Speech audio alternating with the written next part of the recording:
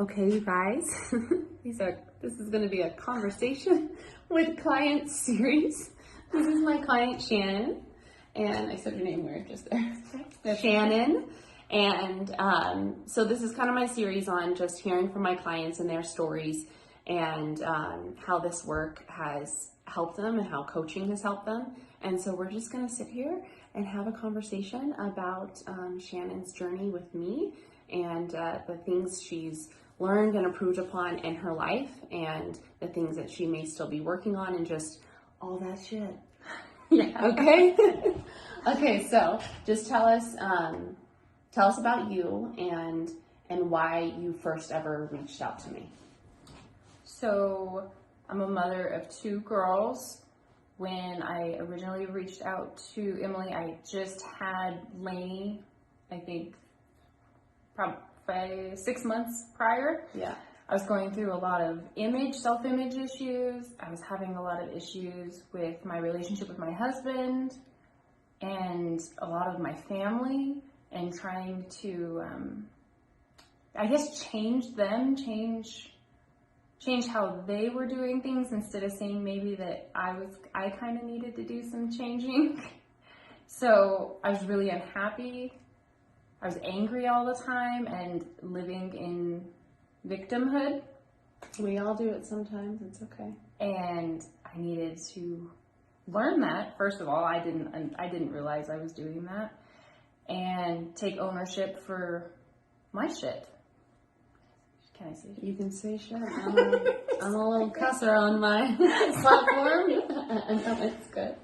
Yeah. So we did one thing that we did do a lot of work around that maybe you can touch on was, yes, learning what you're in control of and what you're not.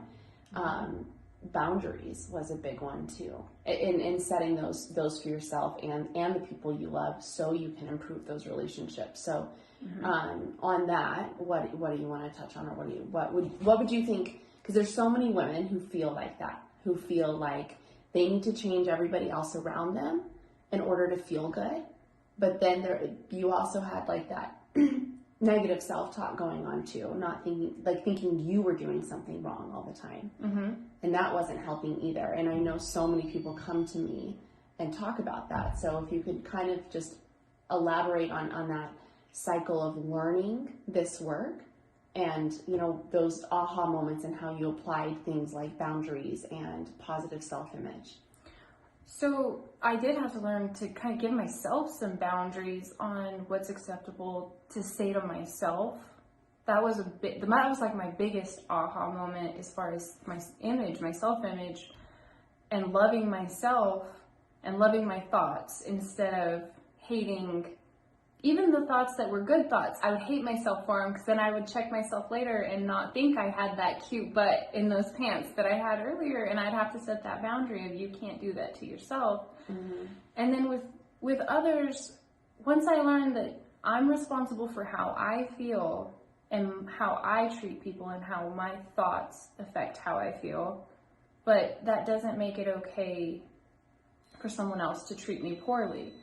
And I learned to set the boundaries of, I can speak and I can hear, but I don't have to be treated badly. Yeah. I guess it's that. Yeah.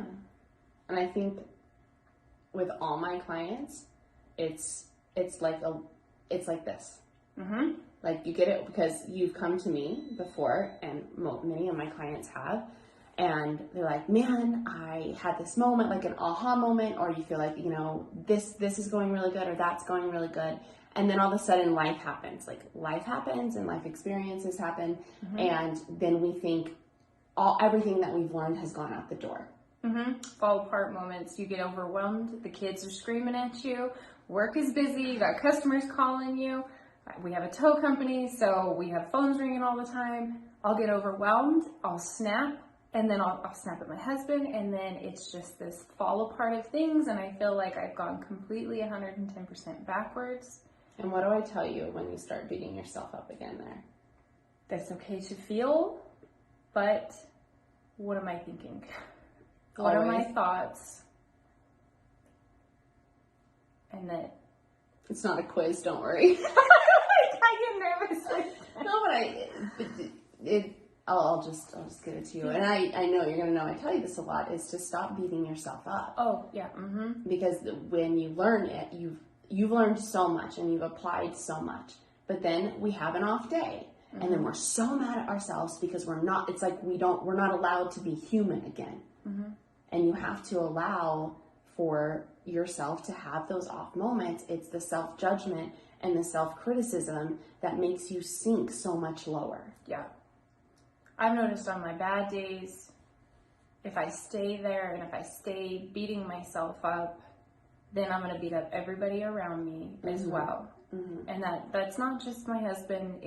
I don't have a good relationship with my little girls that day. I don't have that loving.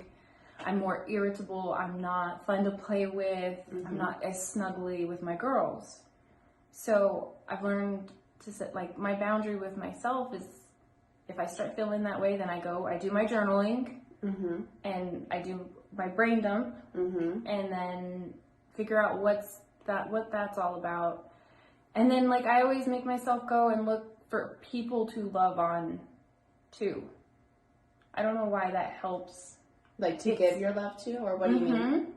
For some reason, like, when I'm in a bad mood, I go out and I make it a goal to find 5 people that I think are having the same rough, crappy day, mm-hmm. and love on them too. Yeah, because it feels good to give love. Mm-hmm. Yeah, that's good. Something to kind of check those. So sweet. It's kind of corny, but no, it's works. not. It's good, and Tessa is my other client's testimonial. She mentioned a lot how. With all my clients, I get you guys into the habit of journaling and really getting in touch with your thoughts. And you just mentioned how, and I think you really, really did build that habit. Mm-hmm. Every day I do it, and mine's different just because I'm not real sure. Like, I probably should do your course. Or there's no right or wrong way. But mine is, I'll read my Bible in the morning, or a devotional, or listen to a sermon, and then I put all my thoughts, the first things that come to mind. But I do it in a prayer to God about, this is how I feel for the good things. I write all those that I'm thankful for. Mm-hmm. And then I ask about the things that are making me upset or irritable, or I'm questioning, or I don't understand. I ask God about them in prayer. That's how I journal. Yeah. And when I say a brain dump, it's like, God, here's all these things. Right. Guide those thoughts. Yeah. No, that's perfect. I call that prayer journaling. Okay. Yeah, and it's whatever works for you, and that works for you. That helps you kind of, it helps you get in touch with what is going on up here. Because when you came to me, you were telling me, I don't want to be so negative anymore. Mm-hmm. I think you were sitting outside on your front porch. It was definitely outside, our first call, and you're just like, I don't want to be such a negative person. Mm-hmm. But that also was a belief about yourself. Like, you were beating yourself up for having those negative thoughts, mm-hmm. rather than now, hopefully, and I know that I've said this many times, is when those negative thoughts come, because you've gotten so aware with them in journaling and within our sessions, you can see them as just a thought, mm-hmm. and you are not your thoughts. And then you're like hovering above them, like, I see that thought, that I'm not good enough, or there's something wrong with me, or I'm so negative, or I should have done better, or whatever it is, or I, should have a different body by now after baby. Like, that was all stuff that came up. Mm-hmm. Seeing the thought and accessing that loving voice to say, hey, it's okay that thought came, mm-hmm. but we're not going to believe it today, mm-hmm. because it doesn't feel good, or we're going to work to believe something different. Mm-hmm. Yeah, I've been working on building, when I catch that, I work on building more of a positive. Maybe I don't love the way my legs look in certain leggings that day, but my butt looked really nice, or it really flattered my mama tummy. So it's like, that's fine. Not everything's got to be perfect every day, but that one thing I can really focus on, that thing's perfect, and I'm gonna love it all day. Right. Well, and that's an interesting analogy, even though that's true. Like, that's what you're doing. That's a real example. Mm-hmm. But even if you look at life, a lot of people, there could be so much going right and so much they do love, but they're focused on that one thing going wrong. me. I do that, and it'll consume my day until I can realize my thoughts are making it to where it's ruining my day. It's ruining my joy. Yeah. Oh. Is this okay? No, yeah, that's fine. Sorry. She's a working woman.